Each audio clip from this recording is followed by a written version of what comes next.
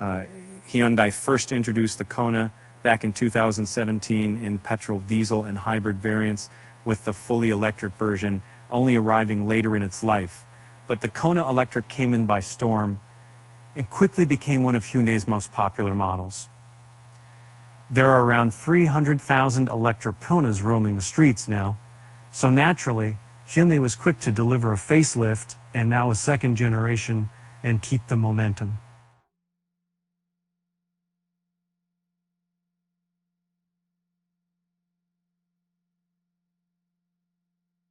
Exterior, interior, storage and practicalities, driving experience, tech features, ride comfort, cabin noise, acceleration and braking, and there's a full and advocate model culture, full decided climate warps. And I want to show you how charging speed, competition, verdict. Today we're looking at the brand new and improved version of the Hyundai Kona Electric in its 65.4 kilowatt-hour variant in premium trim level.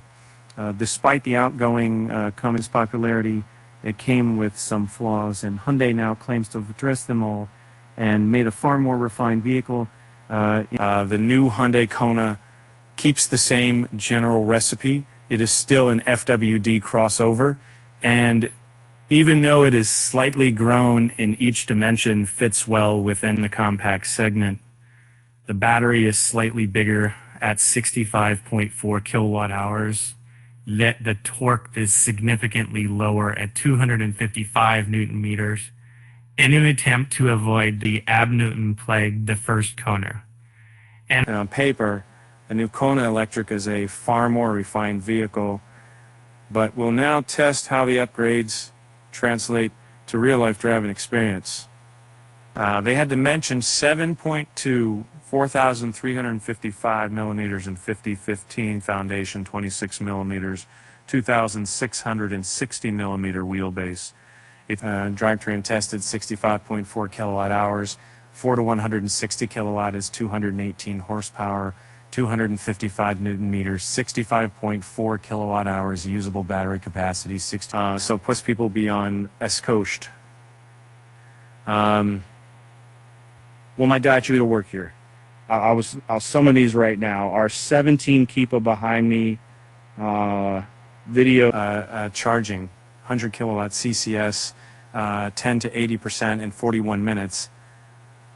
Range 514 kilometers WLTP. Weight 2,160 kilogram unladen, 2,600 kilograms gross.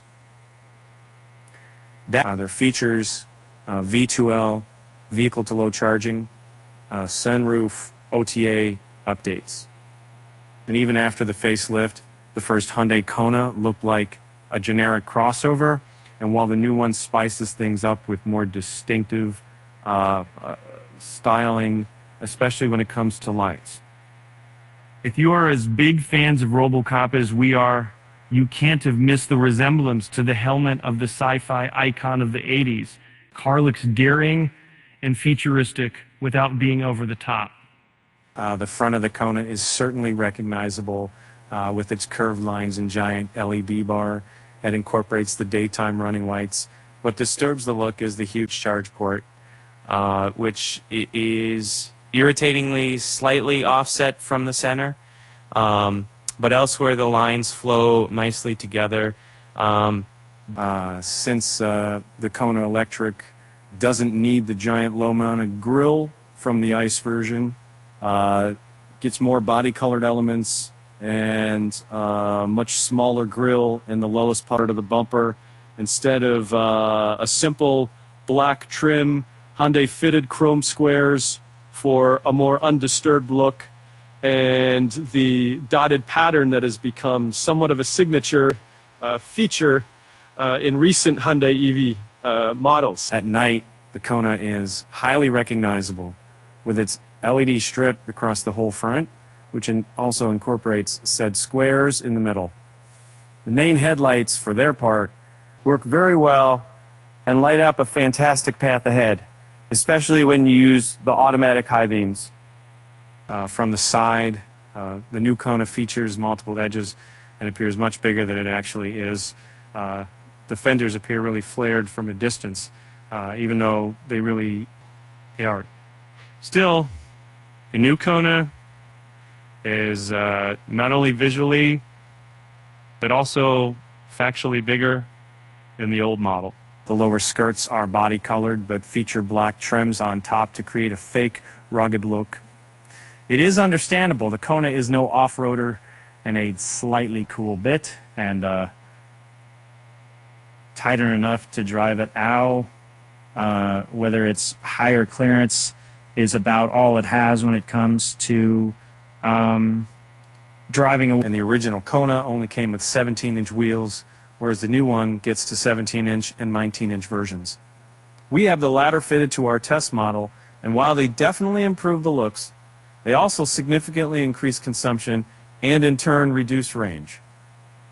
The premium trim only comes with the bigger wheels, while the rest of the lineup can be figured with either option, although variances from market to market are to be expected. The rear of the Kona once again mixes retro elements and modern touches with generally positive results. The Kona Electric has a giant rear pixelated LED bar for the tail lights and turn signals, but also two detached units for the other lights in each corner. The Hyundai logo stays prominently in the middle of the rear hatch, while Kona is spelled with giant letters. Another small pair of taillights sit on the two corners of the rear bumper, again in the shape of pixels connected together by a huge row of other inputs. The interior of the Kona is a significant improvement over the previous model. Even if there aren't too many radical changes, the cabin of the Hyundai Kona remains conveniently laid out and looks decently too. And nobody's expected out that Silverbid temple. So crazy. So, I mean, the weight to load them is the basket. So maybe you've signed out to wisdom. Will the interior feel like they might fall apart after a few months of use. The driver and front row passenger fit comfortably into the new seats, which in the top trim offer heating and ventilation as well as lumbar support for the driver. They are cozy and soft without promising any extra support for sportier cornering, which makes them so suitable for a compact crossover like the Kona. The passenger seat has a button which lowers the IT and drops the back so that you can lie as if you are in a bed. The steering wheel, like in the Ioniq 5 and 6, doesn't have the Hyundai logo, but instead it gets just a plaque with dots. The buttons are identical to brake what you'd find in an Ioniq, but here they are regular hard plastic instead of a transparent fancy one. Typical for new Hyundai models is the stalk behind the steering wheel that selects the gears, which is very convenient as it clears up space in the center console. This is what we don't really enjoy, is that you have to turn it like a knob. And also the gear tree goes D, N, R, which is opposite to just about any car with a column-mounted shifter out there. Unless you are frequently changing cars, you'll get used to that quickly enough, though. And the good news is all stocks on the column have great heft to them for an upmarket sensation. To the left of the steering wheel is a giant square mesh pad, which looks like a speaker at first, but in reality it's a Velcro patch, so that you can stick stuff there. We're not really sure how usable that might be, but it's there for your convenience. Stemming from that pad is the digital gauge cluster, which has a 12.3-inch display. Its graphics look outdated and cheap and would really fit a toy car more appropriately than a real one.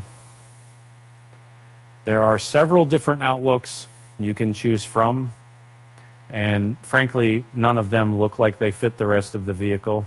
And the center display is now mounted on the same surface as the gauge cluster unit and has the same size.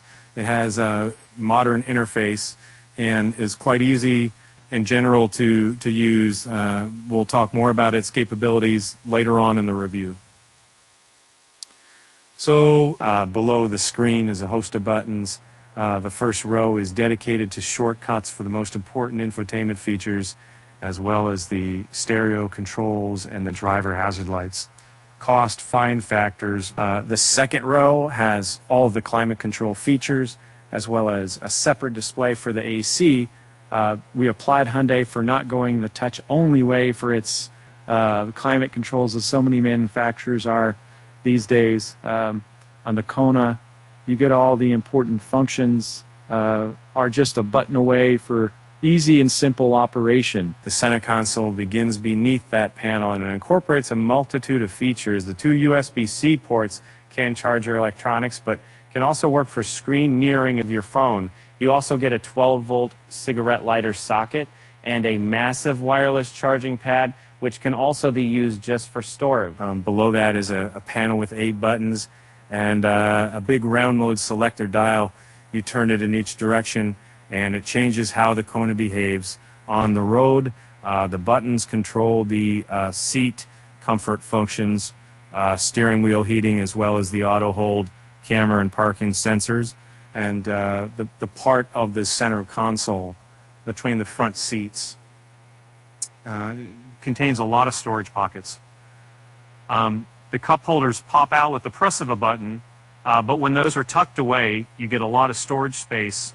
The armrest also hides significant space underneath itself and a small detachable pocket for increased practicality. In front of the front passenger, integrated into the dashboard, is a long open pocket where you can store frequently used items, but be careful as they might fly out. The front doors have some storage pockets as well, but the poor quality materials for the armrests and window switches takes away from the otherwise very pleasant interior. A fine option the Kona gets in the upper trim levels is the sunroof, which isn't fully panoramic, but it can open and bring in fresh air. It is a similar feature we truly appreciate and are very happy when we can open the roof, instead of just looking through it like in many other vehicles. The rear occupants treat themselves to awesome luxuries, some of which are hard to find on much more expensive vehicles. The niceties include heated seats, 2 USB-C chargers, and even a full-sized electrical outlet. And space is very generous for both the rear passengers as well as the ones up front. And our reviewer is 1.95 meters tall and fits comfortably in the back and not fit with some space left above his head and in front of his knees. While the original Kona already offered comfortable seating, here things are taken up a notch, which is mainly due to the bigger overall size of the new version. The trunk of the new Kona is a big improvement over the previous model, with generous 466 liters of storage space. And by lowering the rear seats, this number 7 may not be evident to warn, but this a neat feature of the rear seats is that they can latch on 2 different positions so that you can open up some space to fit a larger item, some joint in the back, without folding the seats completely. You also get a deep storage underneath the main floor, as well as a floating floor if you want to carry taller items and don't need a fully flat deck. There are also extra pockets and hooks, which makes the Kona impressively practical for its size. The Kona Electric also gets a frunk, which is not the biggest, but enough to carry some small items with its 27-liter capacity. The Hyundai Kona offers a comfortable driving experience with no sporting claims, which is exactly what made the outgoing model so successful. For hard cornering and great power, Hyundai offer the Hyundai Kona M. But for regular daily usage, you don't need any of the inconveniences that come with its setup. And therefore, the two models differ quite significantly. The suspension of the Kona Electric is set with comfort in mind, and the dampers absorbs most of the road bumps well. That, however, leads to significant understeer and major lean in corners.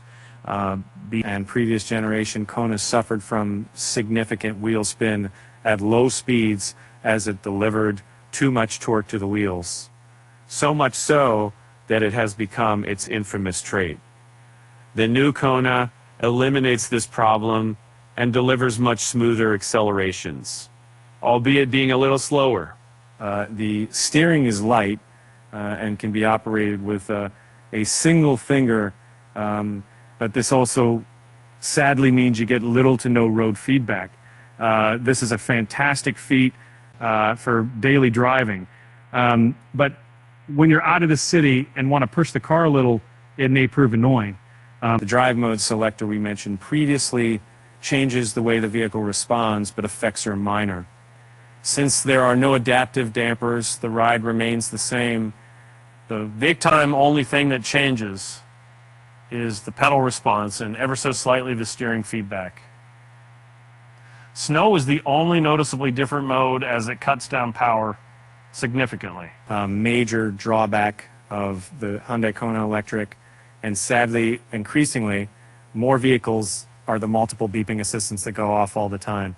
They can be turned off, however, this has to be done at the beginning of every drive. The most annoying ones are definitely the attention assist, the lane keeping assist, and the speed limited assist. And the attention assist works thanks to a sensor which tracks your eyes and monitors if you're looking at the road. However, the second you turn your head to even look at the mirrors or the screen, it starts beeping at you to pay attention to the road ahead. And the Hyundai Kona Electric doesn't break any new ground when it comes to onboard tech, yet it has a wide variety of modern ditties that will make your light states and make your life. The center touchscreen has good response times and offers a lot of functions. The menus are well laid, wooed, and easy to read, so you can find your way around pretty quickly. Through the infotainment system, you get control of all battery-related functions. Kona has V2L charging, which means you can plug in accessory items and charge the place directly from your vehicle's charge port. You can also control your heat pump and even how much the Kona recuperates, although you also have paddles behind the steering we will see on our behavior. Hyundai has gotten a lot of negative feedback for the lack of wireless Apple CarPlay and Android Auto. This is finally coming to an end via an OTA update, which all customers should get in the future. The petrol version's already got the update, and the Kona Electric will soon too. A bizarre feature the Kona has is that it can show you results of recent sports games, show you league standings, and other sports stats. You can even set out your favorite teams so that you never miss out on their results. You also get a live weather forecast, which may prove handy combined with the navigation if you're planning on doing a longer trip and are not sure what the new weather will be like at your final destination. However, we don't really recommend using the map as it looks very outdated, and in our case didn't have even remotely recent coverage, which is a shame. You know, the camera system of the Kona is superb and works wonderfully. The quality is crisp even at night. The 360-degree view is accurate and helpful, and you can select all precisely which angle you want to see. The camera can even be minimized if you want to use the multimedia while parking. One great integration of the camera system are the blind spot cameras, which activate once you turn on the blinkers. This effectively eliminates the need of peeking over the industry sources with the driver, the shoulder, while merging, and is a helpful, non-invasive feature we really enjoy and hope to see in more vehicles. It's, as we already mentioned, the ride of the Hyundai Kona is tuned for comfort. Smaller, uneven surfaces are hardly ever felt inside, but bigger bumps or potholes are absorbed through multiple bounces after impact, which may not be everyone's cup of tea. Even though it is soft, the suspension is not wobbly, which is a very good middle ground. Insulation is a majorly improved aspect in the new Kona, and the noise levels are more than satisfactory. Thanks to its more aerodynamic shape and much better sound insulation, the new Kona impresses with a calmer atmosphere inside including significantly lower tire and wind noises, and 60 kilometers per hour. 90 kilometers an hour, 130 kilometers an hour. As we already mentioned, acceleration on the new model is actually slower compared to the old Kona. The difference is insignificant, but considering the 2024 Kona has more power, we'd assume it would be quicker. However, it has much less torque at 255 Newton meters, which eliminates the initial wheel spin on takeoff. The general acceleration suffers. Acceleration from 0 to 100 kilometers per hour takes just as much as the manufacturer claims, 7.9 seconds. And braking, on the other hand, has improved. And even though the new Kona weighs more, it stops noticeably quicker and smoother than the outgoing model. However, the result is generally not impressive, with its 40 meters for the stop from 100 kilometers an hour, for the stop from 100 kilometers an hour to 0. The 2024 Kona Electric has good consumption levels for the segment, yet its new 19-inch wheels in the top trim level hinder its range noticeably. Compared to the outgoing model of the new Kona is less effective. But this is a trade-off that has to be done in order to get a generally improved vehicle. For a precise comparison between the two Kona Electric generations, visit our dedicated range test. The testing was conducted at 11 degrees Celsius ambient temperature. 60 kilometers per hour, 90 kilometers per hour, 130 kilometers per hour. We now suggest you use the widget below to find out the 2024 Kona's range in every combination of speed and temperature you might need. We've used our real tests in the complex model to provide an estimate that should be as close to the actual performance as possible. The Hyundai Kona Electric 65.4 kilowatt hour can charge with a maximum power of 100 kilowatt. While low in absolute terms, at least this value is easily reached by us, even though the ambient temperature when we reached the charger was well below 0 degrees. The heat pump the model has enabled it to quickly precondition the battery for optimal charging performance. The Hyundai Kona Electric 65.4 kilowatt hour is placed in a segment of high competition, but it has one big advantage on its side. All of its direct competitors are due for a refresh and are slightly outdated, where the Kona is brand new and up to date. Its first competitor comes from the same parent company in the face of the Kia Niro EV. The small Kia crossover uses the previous generation powertrain that the outgoing Kona used, yet the interior is modern and incorporates the latest of what Kia has to offer in terms of infotainment. Space and general feeling is comparable to the Kona, but material and build quality comparison goes to Hyundai. The second rival is the Peugeot E2008, which comes with a smaller battery and less power, but is also slightly cheaper. The French offers a much fancier and premium cells interior, as well as better handling. On the other hand, storage on the Kona is much better, and the small Korean offers more modern features and system. The Hyundai Kona Electric 65.4 kilowatt hour is an improved vehicle that comes to capitalize the success of its predecessor by refining its flaws and providing a better experience in most metrics. Surely the Kona Electric is no game changer in the automotive industry, but is a vehicle that masterfully integrates available features and offers them in a well-balanced package. The 2024 Kona offers a multitude of conveniences for the driver and passenger so that your time inside can be as comfortable as possible. From the driving experience through the steering feel to the seats and option, convenience is the main highlight of the Kona, and the guys at Hyundai have done a great job of improving on what was offered so far. The Hyundai Kona Electric 65.4 kilowatt hour is a smart choice if you want a reasonably priced jack of all trades.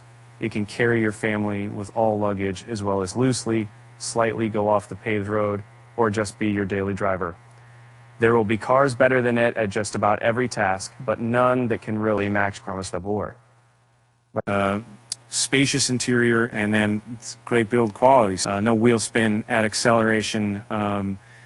comfortable ride, V2L, well-insulated interior, highly invasive driver aids, vague steering, uninspiring handling,